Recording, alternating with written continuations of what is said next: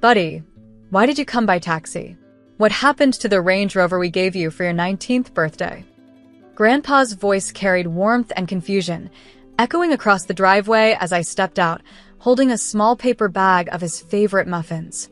Before I could answer, my mother's voice sliced through the morning air, smooth, confident, rehearsed. "Oh, Dad," she said with a laugh, "that Range Rover belongs to his sister now. You know how generous Ethan can be." Hi, everyone. My name is Ethan Cole. I'm 22 years old, and that was the morning I realized my family could smile while stealing from me. Grandpa's expression faltered, the way a storm pauses before the first crack of thunder. He didn't speak, not yet. He just studied my face. And in that silence, I think he saw everything I wasn't saying. The truth was simple. I hadn't given my car to my sister. My mother had reassigned it for family balance. Her words. Apparently, my sister needed it more because she'd just started her new social media business, a venture funded entirely by my college savings. So there I stood, the eldest son, with calloused hands from part-time jobs, arriving in a taxi to visit the man who'd once said, "I'm building this future for you." Grandpa didn't argue. He just smiled faintly, eyes distant, and said, "Come inside, buddy. Let's talk." And that's when I knew something in him had shifted. Inside, Grandpa's study smelled like cedar, leather, and the faint trace of old cigars, the kind of scent that carried history. He motioned for me to sit, his cane resting beside the desk like a silent witness. "So," he said quietly, "your sister drives the Range Rover now?" I hesitated, but lying to Grandpa had never been an option. "Yeah, Mom said it was better that way. She handles the brand's PR and the car fits her image." He nodded slowly, his jaw tightening. "And what do you drive, buddy?"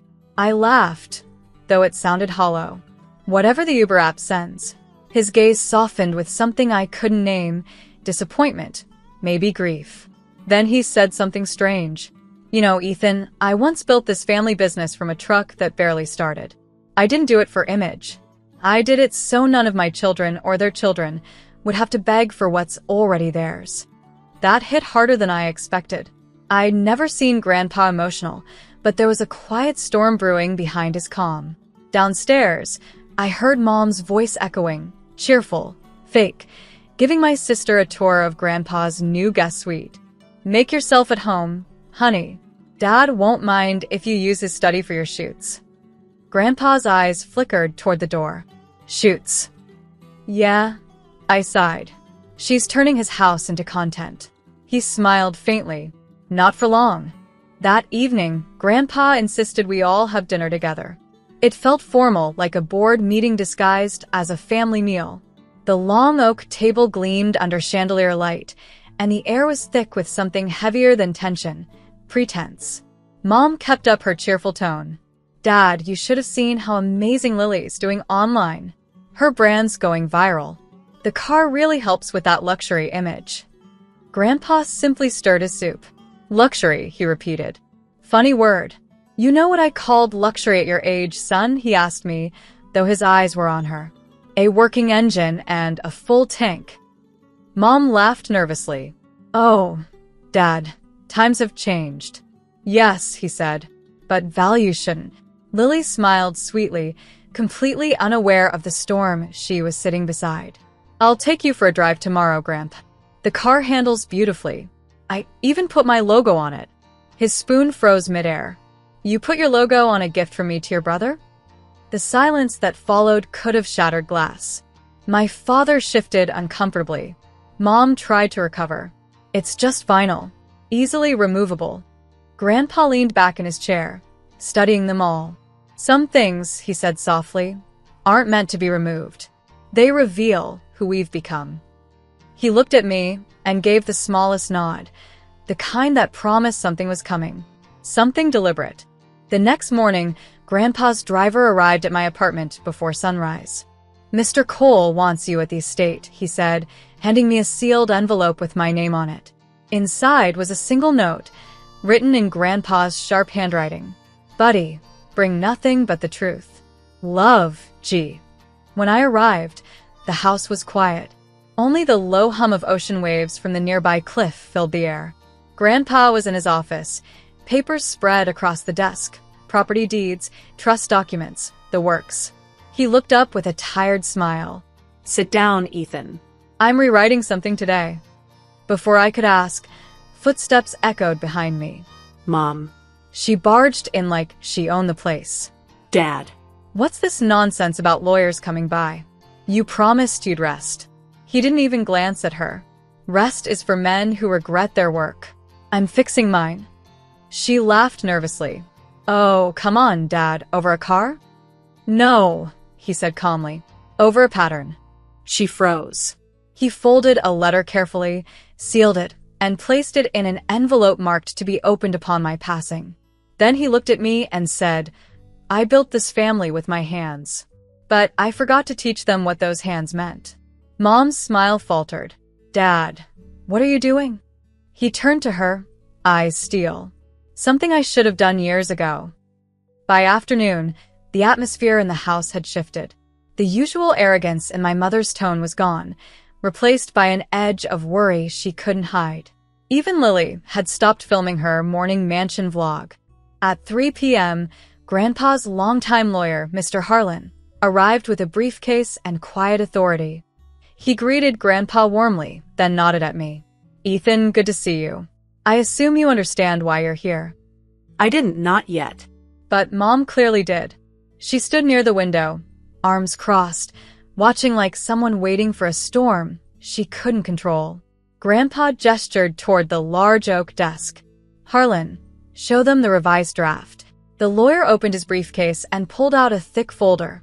Updated property allocations, new trust clauses, and a signature page with Grandpa's unmistakable initials. Mom's voice cracked. Dad, what are you doing? Making sure ownership returns to the hands that respect it, he said evenly. Lily frowned. Wait, what does that mean? Harlan adjusted his glasses. It means, Miss Cole, that certain assets gifted under family trust, including vehicles and real estate, are being legally reallocated to the original recipient. Mom's face went pale. You can't just... I can, Grandpa interrupted quietly. And I will. He turned to me. Buddy, do you still have your driver's license? Yes, sir. Good. You'll need it again tomorrow. That was the moment I realized Grandpa wasn't done yet. He was just getting started. The next morning, Grandpa asked me to meet him in the garage. When I got there, the air smelled like oil, salt, and something older, nostalgia. And there it was. My Range Rover, parked in the center, spotless, detailed, gleaming in the early light. The vinyl logo my sister had slapped on the hood was gone. In its place, a silver nameplate read, For Buddy, earned, not given. Grandpa stood beside it, leaning on his cane. I had it towed here last night, he said. Didn't feel right sitting in her driveway. I was speechless. She came storming over when she saw the tow truck, he continued with a faint grin. Tried to block the gate. But the registration already reverted to your name at dawn. Legal transfer, signed, sealed, done. I ran my fingers along the hood. Grandpa, I don't know what to say. Say nothing, he said softly. Just drive me to breakfast. When we pulled out onto the coastal road, the sea glimmered beside us. Grandpa's window was down, his hand resting outside, catching the wind. You know, he murmured, it's not the car that matters. It's the lesson that comes with it. I glanced at him. And what lesson is that? He smiled faintly. You can't teach gratitude to people who think love is a transaction. 2 nights later, Grandpa invited everyone to dinner again. Same table, same chandelier, but this time there was no pretending. The mood was brittle, the silence louder than any accusation. Lily sat quietly scrolling her phone. Mom kept adjusting her napkin, waiting for a chance to speak. Grandpa didn't say a word until the main course was served. Then he laid a document on the table, the official copy of his updated will. I'm old, he began. Old enough to know when my lessons haven't landed. So I'm leaving one more. Mom's voice was sharp with fear. Dad, please, this isn't necessary. We're family. He looked right at her. Family isn't ownership, Emily. It's responsibility. And you've mistaken one for the other. He turned to Lily. You wanted image. You got it. But remember, image fades faster than character. Then to me. And you, buddy, you never asked for more. That's why you'll know what to do with it. Mom's fork clattered. You're giving him control? Over what? The estate, Grandpa said calmly. And every asset under my name when I'm gone. You had your chance to prove fairness. You failed. Lily's face drained of color. Grandpa rose slowly, leaning on his cane. Dinner's over. The inheritance lesson begins now. I looked across the table. The same people who once smirked when I arrived by taxi now stared at me in silence. But this time I didn't feel small. A week later, Grandpa passed peacefully in his sleep. The morning sun hit his window just right, calm, golden, unhurried, the way he lived his last days. The funeral was quiet. No cameras, no speeches about family unity. Just the truth, written in ink, sealed in the documents his lawyer handed us afterward. When the will was read, my mother's face stiffened, her hands trembling as each page turned.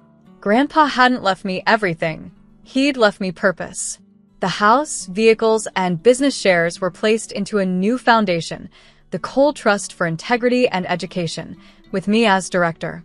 Mom and Lily would receive a fixed allowance, contingent upon maintaining honesty and contribution to the community. His words, not mine. I didn't gloat. I just listened, feeling the weight of what he'd done. It wasn't revenge, it was correction. After the meeting, I visited the coastal road one last time, parking the Range Rover by the cliff where he used to stand. The ocean was loud that day, but somehow peaceful. I whispered, You didn't punish them, Grandpa. You taught them. The wind answered softly, brushing through the open window. That night, as I drove home, I realized something he'd tried to show me all along. True inheritance isn't what's left for you. It's what's built in you. And as the lights of the city appeared ahead, I smiled, finally proud to carry his name.